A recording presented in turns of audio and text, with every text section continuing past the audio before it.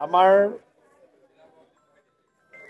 অসমৰ ঐতিহাসিক চহৰ শিৱসাগৰত আমি উপস্থিত হৈছোঁ আৰু যোৱা মাহতো মই শিৱসাগৰলৈ আহিছিলোঁ।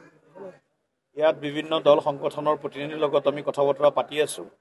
সাংগঠনিক কাম কাজৰ যি আমাৰ সশক্তিকৰণ সেই কামখিনিও আমি কৰি আছোঁ। আজি আমাৰ জিলা সমিতিৰ প্ৰথমখন আমাৰ কাৰ্যনিৰ্বাহক সভা। গতিকে সমগ্ৰ শিৱসাগৰ জিলাৰ তিনিওটা বিধানসভা সমষ্টিৰ পৰা আমাৰ জ্যেষ্ঠ আত্মীয় সকলো কাৰ্যকৰ্তা ইয়াত উপস্থিত থাকিব আৰু আমি আগন্তুক সমাগত বিধানসভা নিৰ্বাচনৰ পৰিপ্ৰেক্ষিতত আমি আমাৰ সংগঠন তৃণমূল পৰ্যায়ত বুথ পৰ্যায়ৰ পৰা কেনেদৰে শক্তিশালী কৰিব পাৰোঁ তাৰ গোটেই কথাখিনি তাৰ ৰোডমেপ আমি আজি আমাৰ বৈঠকত আলোচনা কৰিম।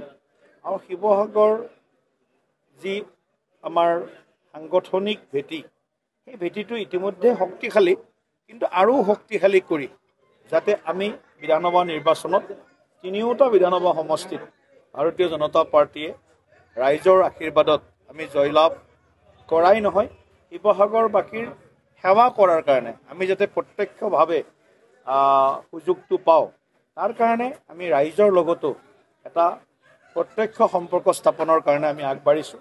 আৰু অহা মাহত আমাৰ বিভিন্ন কাৰ্যসূচী আছে।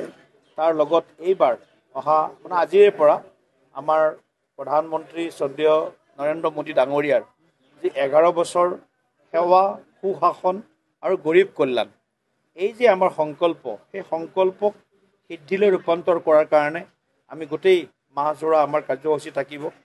আৰু আমি শেষৰজন ব্যক্তি, আটাইতকৈ পিছ পৰি থকা বিভিন্ন স্তৰৰ বিভিন্ন শ্ৰেণীৰ শেষৰজন ব্যক্তিক যাতে আমি অন্তোদয়াৰ সংকল্পেৰে আমি তেওঁলোকক সবলীকৰণ কৰিব পাৰোঁ, সেই গোটেই কথাবিলাকো ডাবল ইঞ্জিনৰ চৰকাৰৰ আমাৰ যিবিলাক কাম কাজ আছে সেইবিলাক ৰাইজৰ মাজলৈ লৈ যাম। ৰাজনৈতিক, সাংগঠনিক, সামাজিক সকলো দিশত আমি আমাৰ